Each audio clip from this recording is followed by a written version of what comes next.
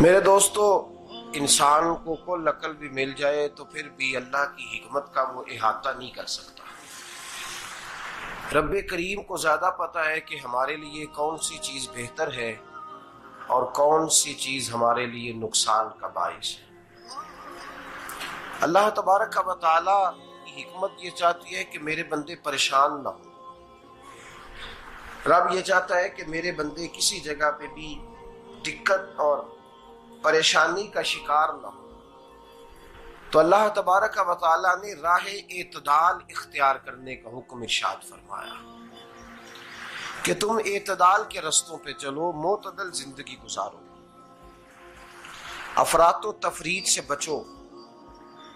آج جس معاشرے میں ہم وقت گزار رہے ہیں، اس معاشرے میں ہم اس بات کو سمجھنے سے قاصر ہیں کہ اصل ہمارا مسئلہ کیا ہے۔ ہمارا اصل جو مسئلہ ہے اس کی شناخت ہمیں کیسے ہوگی اور ہم پھر اس تک رسائی کس انداز میں حاصل کر پائیں۔ ہم ہمیشہ اپنی آمدن بڑھانے کے چکر میں رہتے ہیں، ایک کام اور شروع کر لیں، پارٹ ٹائم جاب شروع کر لیں، کوئی سائیڈ بزنس اس کا آغاز کر لیں۔ ہماری جو دوڑ لگی ہوئی ہے وہ لگی ہے کام بڑھانے میں، آمدن بڑھانے میں، حالانکہ اسلام ہمیں یہ کہتا ہے کہ تو آمدن بڑھانے کے چکر میں نہ پڑ، اصل بات یہ ہے کہ تو اپنے خرچے کنٹرول کر۔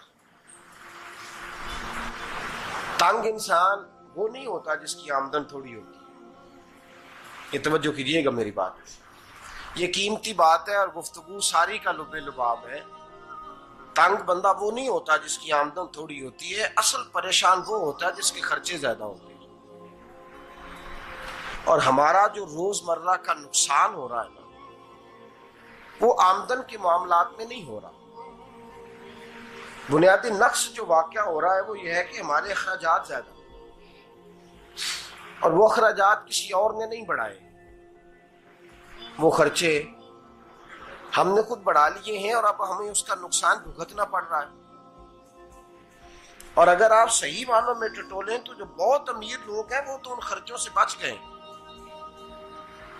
میں نے بہت سارے ایسے ختمات میں شرکت کی ہے، میں بہت ساری ایسی جگہوں پہ گیا ہوں کہ جہاں لوگوں نے بڑا مختصر سا ختم دلایا ہے تو ہو گیا ہے ختم۔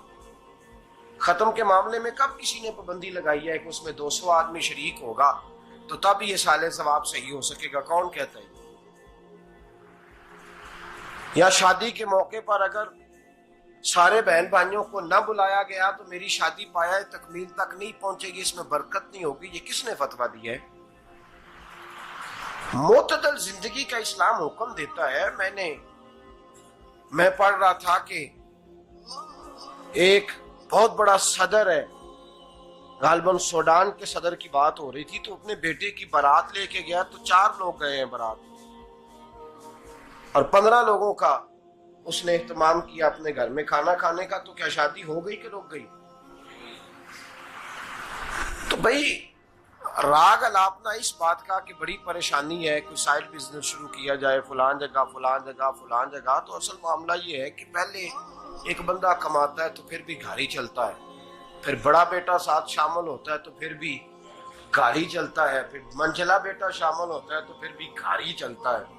جو رونا دادا جی رویا کرتے تھے کہ بڑی مصیبت ہے، بڑی مشکل ہے، گاؤں میں رہ اکیلے ہوتے تھے اور وہ 5 بچوں کو اور 4 بچیوں کو وہ پالتے تھے، تو جو وہاں پریشانی تھی وہی آج پریشانی شہر میں آ کر پڑھ لکھ کر موٹی تنخواہ لے کر وہی پریشانی ہمیں ہے۔ تو میں جس نتیجے پہ پہنچا ہوں اس کو پڑھ کے، قرآن مجید کی چند آیات کو دیکھ کر اور اس مفہوم کی جو حدیثیں کتب احادیث میں پائی جاتی ہیں اور ہمارے بزرگوں نے ہمیں جو مزاج اس حوالے سے دیا ہے، میں اس نتیجے پہ پہنچا ہوں کہ مسئلہ آمدن کا نہیں، مسئلہ خرچے کا ہے۔ ہمارے خرچے بنیادی طور پر زیادہ، اور اگر پھر ہم زیادہ بوجھ خواتین پہ ڈالتے ہیں کہ وہ مطالبے زیادہ کرتی ہیں، اور اگر آپ مجھ سے پوچھیں تو خواتین کی بھی اگر کسی جگہ کوئی عادت خراب ہوتی ہے تو اس میں اصل کردار اس کا ہوتا ہے جو وہ عادت خراب تو کیوں اپنے گلے سے اتار کے آپ کسی کے گلے میں بات ڈالنے کے چکر میں ہیں؟ وہ خواتین کی طبیعت نہیں ایسی ہے. اصل بات یہ ہے کہ ہم نے عادت ڈالی ہے، ہم نے یہ مزاج ان کو دیا تو ان کا بنا ہے، نہ کیسے بن سکتا. تو اعتدال جب تک زندگی میں نہیں ہوتا، پانی پیاس بجھاتا ہے لیکن ایک گلاس ہی ہو تو پیاس بجھاتا ہے، بالٹی کو منہ کو لگائے گا تو کپڑے بھگو دے گا اس کے. حالانکہ پانی بری چیز کا نام نعمت ہے نا بہت بڑی اللہ کی، لیکن پیالے میں ہی اچھا لگتا ہے. کوئی مٹکا منہ کو لگائے گا تو تانگ ہوگا، پیالہ ہی بہتر ہے اس کے لیے. تو میرے دوست، مٹکے سے بھی بعض اوقات کام چل جاتا ہے، لیکن اگر کوئی کہے نہیں مجھے دریا ہی چاہیے تو اس کا تو گھر بہ جائے گا، سارا گھر بہ جائے گا اس کا. ہمیں دریا قابو کرنے کا موڈ بنایا ہوا ہے تو اس سے گھر بہا کرتے ہیں، اس سے گھر بنا نہیں کرتے. گھر پیالے سے پانی پینے سے بنتا ہے. اگر تو دریا پہ قبضہ کرنے کا موڈ بنائے گا تو گھر بنے گا نہیں، گھر بہ جائے گا. آگ نہ ہو تو کھانا پک نہیں سکتا، لیکن ہلکی آنچ سے کھانا پکتا ہے. اور اگر آنچ تیز کر دی جائے تو جی قرینے قیاس بات کر رہا ہوں، میں عقل سے ماورا نہیں کر رہا. قرینے قیاس سمجھانے کے لیے مثالیں دے رہا ہوں. ہلکی آنچ پہ کھانا پک جاتا ہے اور آگ تیز ہو تو کھانا جل جاتا ہے. تو کھانا اتنی دیر کھانے کے قابل رہتا ہے جب تک وہ ہلکی آنچ پہ پکتا ہے. تو جتنی مرضی تو کہتا ہے نہیں میرا گزارے نہیں، آگ تیز ہونی چاہیے، تو میاں جل جائے گا، جل جائے گا. ہوا نہ ملے تو سانس نہیں آتی، ٹھیک ہے؟ آکسیجن نہ ہو تو سانس، ہوا نہ چلے تو گزارا نہیں ہوتا. لیکن اگر تیز چلے نا، اگر تیز چلے تو آندھی اور طوفان بن جائے تو چھتیں گرا دیتی ہے، جانیں لے لیتی ہے. ہم ہیں طوفان کے چکر میں، ہم ہیں دریا کے چکر میں، ہم ہیں بڑے لاؤ کے چکر میں. تو میاں ہلکی آنچ ہی اچھی ہے، یاد رکھ.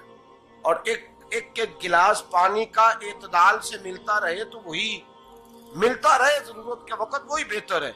تو پورے دریا پہ قبضہ کرنے کا پروگرام نہ بنا، تانگ ہو جائے گا. اور میرے عزیز یاد رکھ، ہوا سانس لینے کے مطابق ملے تو وہی اچھی ہے، جو سانس بند کرنے پہ آ جائے وہ ہوا اچھی. ہم نے چکر چلا لیا ہے کہ زیادہ پیسہ، راتوں رات پیسہ، لمبا پیسہ، یہ پلاٹ بھی میرا، وہ پلاٹ بھی میرا، گجرانوالہ بھی، گجرات بھی، لالا موسیٰ کھاری اور پنڈی تک جہاں میں جاؤں میرے نام کی تختیاں لگی ہوئی ہونی چاہیے. اسلام منع